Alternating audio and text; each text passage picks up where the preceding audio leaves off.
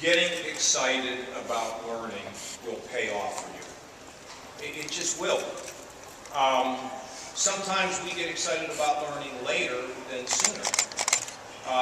There are things that I've gotten much more excited about as I've gotten older. And and things that I never thought I'd be interested in. Like today I was reading an article about Pablo Picasso's granddaughter and how she's going to sell these incredible painting collections. I mean, I never would have thought I'd be reading stuff like that. But I'm fascinated by it. But what I want to tell you is that, that whole business of reading, writing, computing, because now we have 3D printing, and I saw how excited you are about it. The kids at Marysville just gave me a little something that they made, and it's great.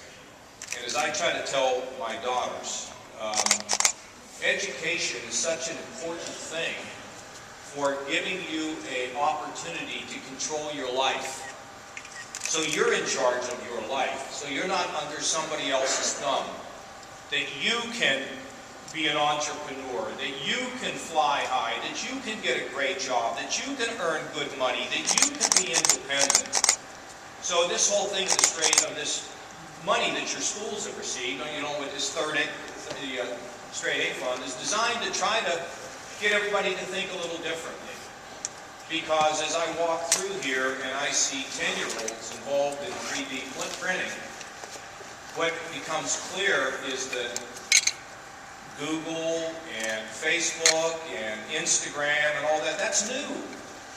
And education has to be new, but there are some basics that have to be learned. I mean, they didn't create Google without understanding algorithms. And algorithms involve math. I mean, these things are necessary.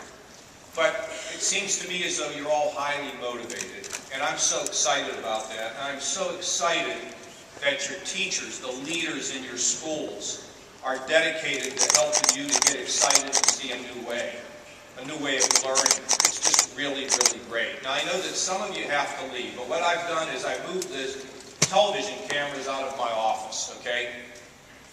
And I would like everybody who's available, if you can delay your buses or whatever, I'd like you to have a tour of the cabinet room, the governor's office, where Abraham Lincoln first found out that he was going to be president of the United States.